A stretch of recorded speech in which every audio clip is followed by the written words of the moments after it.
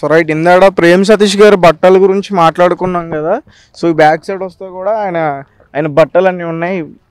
So ఇవన్నీ కూడా ఆయన బట్టలు అన్నమాట, డైలీ యూజ్ చేసుకునేవి అనుకుంటా.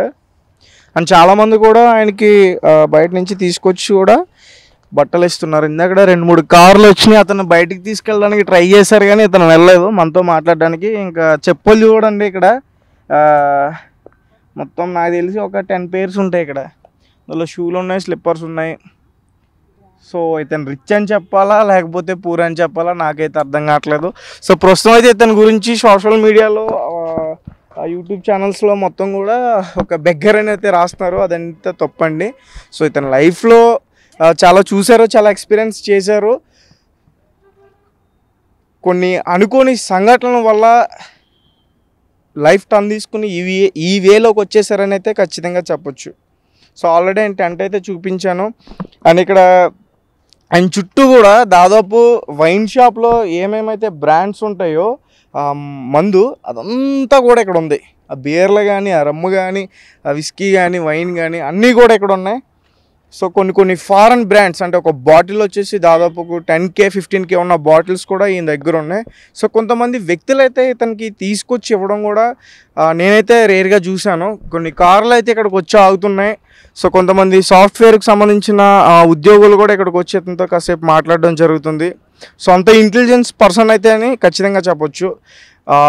ఆల్రెడీ నేను మాట్లాడుతున్నప్పుడు మీరు చూసే ఉంటారు, ఒక్కదాని గురించి కాదు ప్రతి విషయాన్ని గురించి కూడా ఆయన చాలా క్లియర్గా మాట్లాడుతున్నారు, ఎక్కడ కూడా ఇంత మిస్టేక్ అనేది లేకుండా. సో అంత ఇంటెలిజెన్స్ పర్సన్ మరి ఇప్పుడు ఇక్కడికి ఎందుకు వచ్చేసాడు అనేది మాత్రం ఇప్పటివరకు ఏ ఛానల్ వారు కూడా చెప్పలేపారు. అది చేసే ప్రయత్నం అయితే మనం ఇంకా చేస్తున్నాం. సో చూద్దాం, ఇంకా మాట్లాడాల్సి ఉంది. ఏదైనా చెప్తాడేమో, ట్రై చేద్దాం.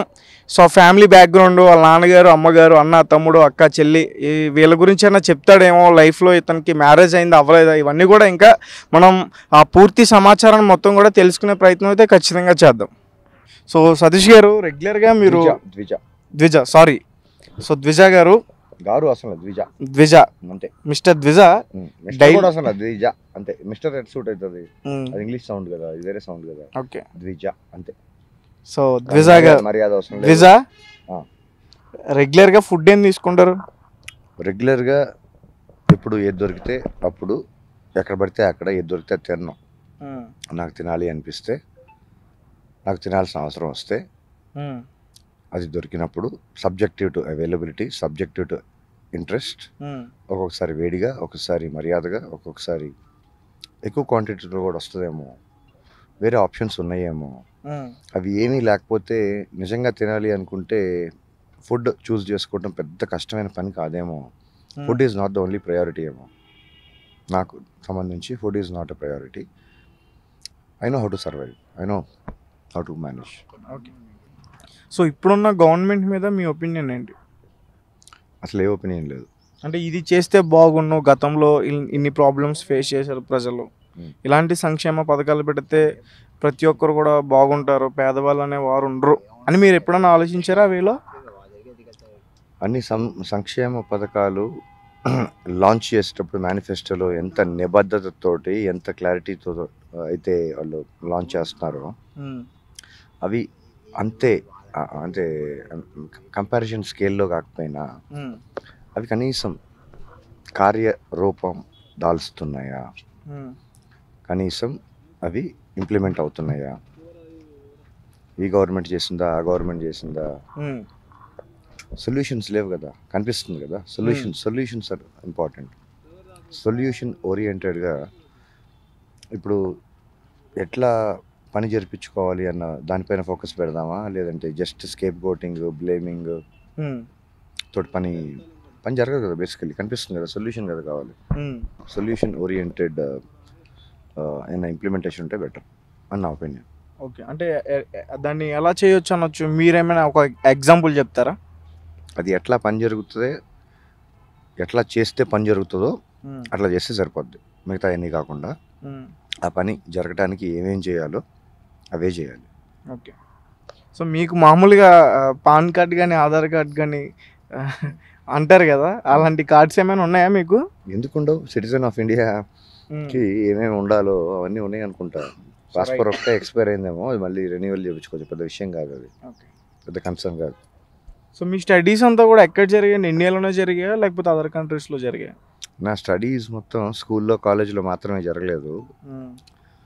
అవి రెండు దాటి బయటకు వచ్చిన తర్వాత ప్రపంచంలో ఎక్కువ నేర్చుకున్నానని నా ఒపీనియన్, నా ఎక్స్పీరియన్స్, నా ట్రావెల్. సో మీ స్టడీస్ గురించి అడిగాను నేను, అక్కడ కట్ చేసాము. సో మీ స్టడీస్ ఏం చదువుకున్నారు అనేది నాకు తెలియాలి, నేను తెలుసుకోవాలి. నేను క్లియర్గా చెప్పా, మాటికి మళ్ళీ ఎందుకు అవన్నీ కూడా క్లారిటీగా లేవు సార్. క్లారిటీగా చెప్తున్నా. నేను స్కూల్లో చదివిన దాన్ని నేను చదువుకొని నేను కన్సిడర్ చేయట్లా, నాకు పనికి రాలేదు. అంటే మేబీ స్కూల్లో కాలేజీల్లో కన్నా బయటే ఎక్కువ నేర్చుకున్నారు అంటున్నారు, అవునా? Real education starts once you step out of college అని నేను అనుకుంటున్నా. కాలేజ్ పాట కూడా ఉంది కదా, గులాబీ అనే సినిమాలో, క్లాస్ రూమ్లో తపస్సు చేయటం వేస్ట్ రాగురు, బయట ఉన్నది ప్రపంచం అన్నది చూడరాగురు. వరల్డ్ బయట ఉంటుంది, రియల్ వరల్డ్. ఓకే. బుక్స్లో రియల్ వరల్డ్ అంతా ఉండదు, థియరీ ఉంటుంది. ఏదో అవుట్డేటెడో కాంటెంపరీయో ఏదో థియరీ మాత్రమే ఉంటుంది. బయట ప్రపంచం థియరీ తోటి బతకదు. బయట ప్రపంచం డైనమిక్స్ వేరేలాగా ఉంటాయి. బయట ప్రపంచానికి కావాల్సిన సర్వైవల్ స్కిల్స్ ఒకటి నీలో లేకపోతే నీ ఎడ్యుకేషన్ ఇస్తుంది అని కంప్లీట్గా నమ్మితే నేనేం చేయలేను. ఎడ్యుకేషన్ సిస్టంలో కొన్ని ఎడ్యుకేషనల్ ఎలిమెంట్స్తో పాటు it gives you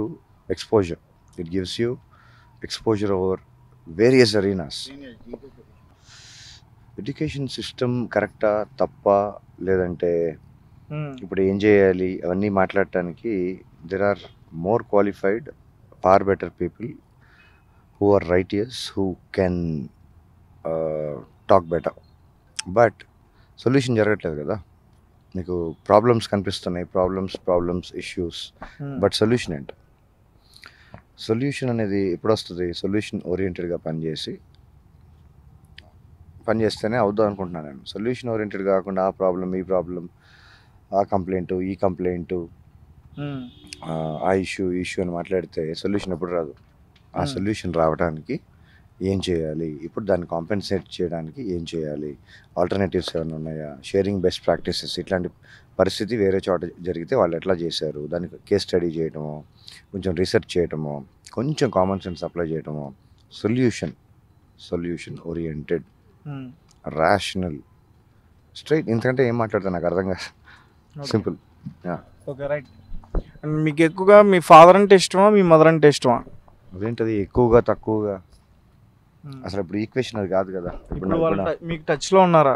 out of my sight, out of my mind. నా ఎవరైనా ఏదైనా out of my sight is out of my mind. నా కంటికి ఎదురుగా లేని విషయం గురించి నేను బేసికలీ ఆలోచించే కెపాసిటీ నాకు లేదు. కంటికి అవుట్ ఆఫ్ మై సైట్ అంటే నా కంటికి కనిపించనిది దాని గురించి మైండ్లో ఉండదంటున్నా. బేసికలీ నాకు మైండే లేదని చెప్పి చాలామంది తమ్నైల్స్ రాస్తున్నారు. డాక్టర్స్ వాళ్ళ డిగ్రీస్ కొంచెం వెరిఫై చేయాలి. యూట్యూబ్ డాక్టర్స్ కొంతమంది తమ్నైల్స్ సైకో అంటారు, కొంతమంది బెగ్గర్ అంటారు, కొంతమంది ఏదో క్యారెక్టర్ అసాసినేషను, లేదంటే వాళ్ళకి ఏమొస్తుందో నాకు అర్థం కావట్లేదు. What fun they are deriving out of it, what pleasure they are deriving out of it. At least is it working out for them? At least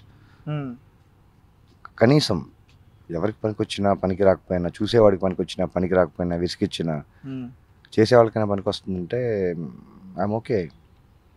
at least I'll be happy that మీరు accept చేస్తారు. It's okay. ఎవరో ఒకటి పనికి వస్తుంది కదా. I got nothing to lose here, that's fine.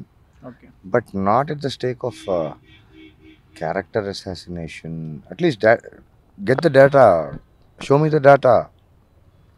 మాట్లాడేదానికి allegation చేయడానికి data అవసరం లేదు కదా. ఆర్గ్యుమెంట్ చేయడానికైనా డేటా కావాలి కదా. మీరు ఏవైతే ఎలిగేషన్ పాయింట్స్ పెట్టారో, ఎవరైతే thumbnail heroes, YouTube warriors, creative people, show me the data. Where is the money honey? Show me the money. అంటే ఇండస్ట్రీ గురించి మాట్లాడితే ఇండస్ట్రీలో మీకు బాగా ఇష్టమైన వ్యక్తి ఎవరు? అదేంటది ఇండస్ట్రీ బాగా? తెలుగు ఫిల్మ్ ఇండస్ట్రీలో మీకు ఇష్టమైన హీరో ఎవరు? అరే ఇప్పుడు మళ్ళీ మార్చేసేదే. అంటే ఏ టైం పీరియడ్ బ్రో? నువ్వు క్లారిటీగా అడగాలి కదా. అంటే ఎన్టీ రామారావు గారి దగ్గర నుంచి చూసుకున్నా ఇప్పుడు వరకు చెప్పండి. అయితే ఇక్కడ I like performances, I like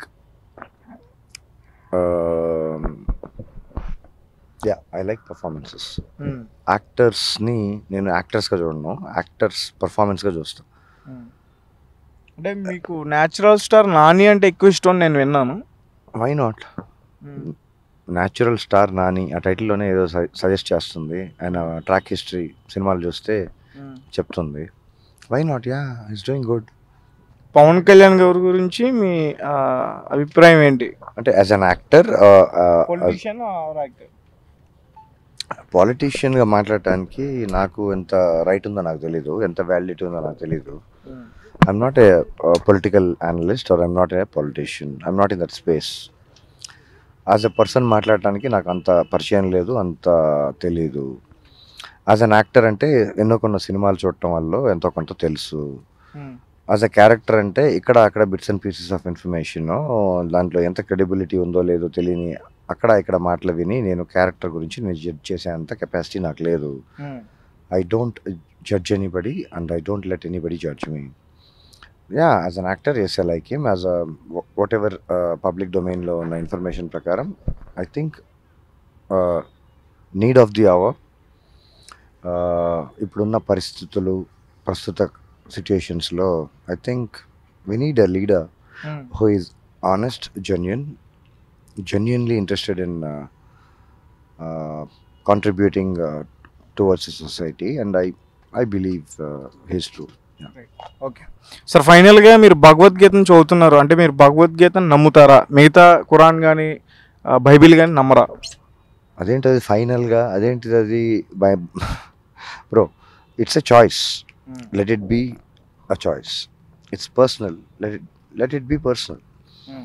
నాది గొప్పదా, నీది గొప్పదా, నీది పెద్దదా, నాది పెద్దదా, నీది ముందా, నాది ముందా, నీది ఎక్కువ, నాది తక్కువ, మనం ఎవరం డిసైడ్ చేయడానికి? ఏది మంచిది, అది చెడ్డది? ఇప్పుడున్న పరిస్థితుల్లో కలియుగంలో అంతే అలా జరుగుతుంటాయి. ఎవరి ఇండివిజువల్ చాయిసెస్ వాళ్ళ దగ్గర పెట్టుకొని కో ఎగ్జిస్టెన్స్ అంటారు కదా. You keep your choice, I keep my choice. You have your space, let me have mine. You breathe, let me breathe. ఇంత సింపుల్ ఈక్వేషన్స్ ఉంటే సరిపోతుంది అనుకుంటా. కండిషనల్గా నాది చూడు, ఇది పెద్దది. Why bro? చిన్న చిన్న విషయాల గురించి అంత కాంప్లికేట్ చేయటం ఎందుకు? Life is already complicated.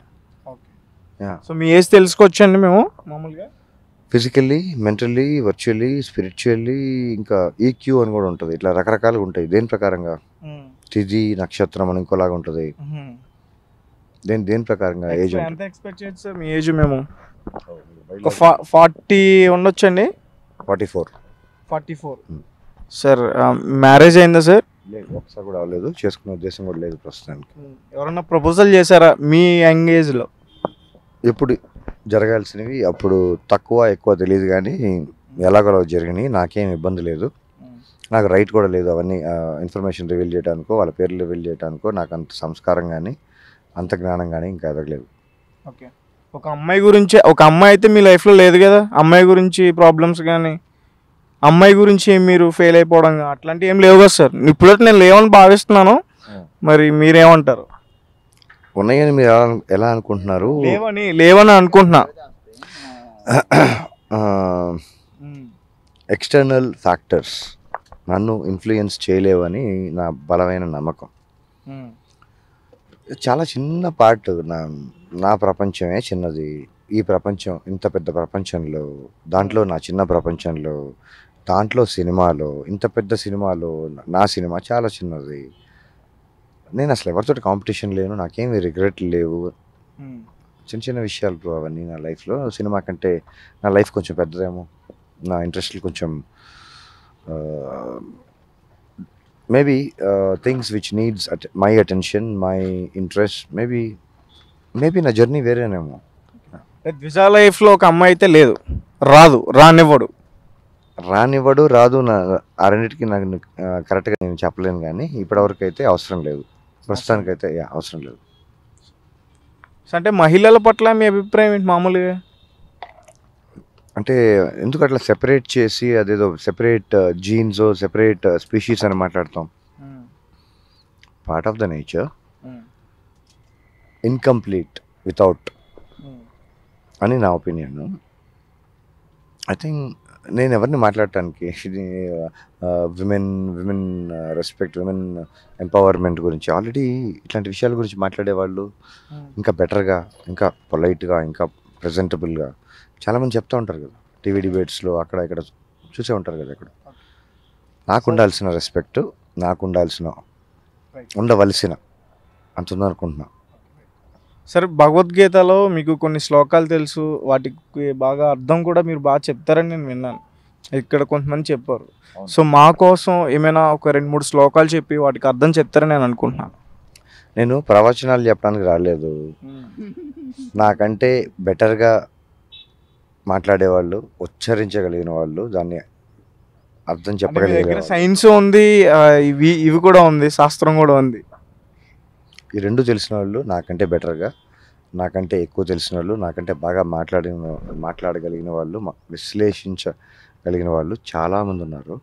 వాళ్ళ దగ్గర నుంచి వింటే ఇంకా బెటర్గా అర్థం అవుతుంది. ఇంకా చాలా రిసోర్సెస్ ఉన్నాయి, చాలా చాలా చాలా మల్టిపుల్ రిసోర్సెస్ ఉన్నాయి. కానీ మీరు చెప్పిన వేలో చెప్పరు కదా, అర్థమయ్యేటట్టు. మీరు అర్థమయ్యేటట్టు చెప్తారు ప్రతి ఒక్కరు కూడా, అందుకే మీరు హైలైట్ అవుతున్నారు. అవునా అవునా అవునా థ్యాంక్ యూ. అదే నా ఆన్సర్.